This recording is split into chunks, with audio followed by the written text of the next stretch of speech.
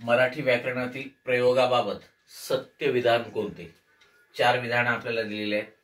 पहिलं विधान आहे कर्तरी प्रयोगात कर्म नसतेच.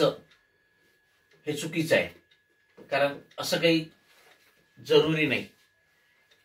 कर्तरी प्रयोगामध्ये सकर्मक कर्तरी प्रयोग पण असतो, अकर्मक कर्तरी प्रयोग पण असतो. सकर्मक कर्तरी प्रयोगात कर्म असते, अकर्मक कर्तरी प्रयोगात कर्म नसते. पण कर्म नसतेच असं मात्र मुळीच नाही, त्यामुळे हे चुकीचं आहे. भावे प्रयोगात क्रियापद तृतीय पुरुषी व एकवचनी असते.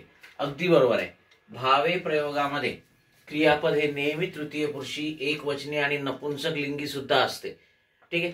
आणि भावे प्रयोगामध्ये कर्त्याच्या किंवा कर्माच्या लिंगवचन पुरुषानुसार क्रियापदाचं रूप बदलत नाही, कारण त्याच्यामध्ये कर्ता किंवा कर्म महत्वाचं नसते, तर क्रियापदातून व्यक्त होणारा भाव महत्वाचा असतो, म्हणूनच त्याला भावे प्रयोग म्हणतात.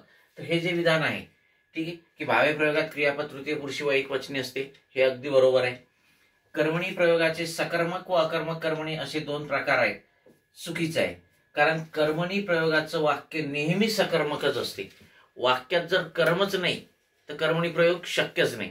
त्यामुळे सकर्मक आणि अकर्मक असे 2 प्रकार कर्तरी प्रयोगाचे पण आहेत, भावे प्रयोगाचे पण आहेत. पण कर्मणी मध्ये मात्र सकर्मक अकर्मक असे प्रकार नाहीत. ओके, त्यामुळे हे विधान चुकीचं आहे. वाक्यात कर्ता अध्याहृत असल्यास प्रयोग ओळखता येत नाही, हे वाक्य सुद्धा चुकीचं आहे. ठीक आहे, कारण वाक्यामध्ये कर्ता नसला तरी सुद्धा आपल्याला प्रयोग ओळखता येतो. उदाहरणार्थ आपण नवीन कर्मणी प्रयोग किंवा कर्मकर्तरी प्रयोगामध्ये जर बघितलं तर त्या वाक्यामध्ये बरेचदा कर्ता दिलेलाच नसतो, आणि मग तरी आपल्याला काय होतंय, प्रयोग ओळखता येतो. उदाहरणार्थ सभेत पत्रिका वाटण्यात आल्या, मग वाटणारा कोण आहे, दिलेलंच नाही.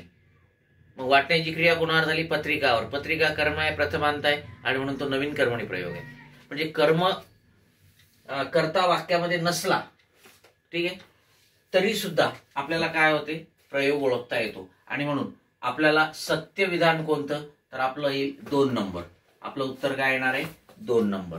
Okay, yes.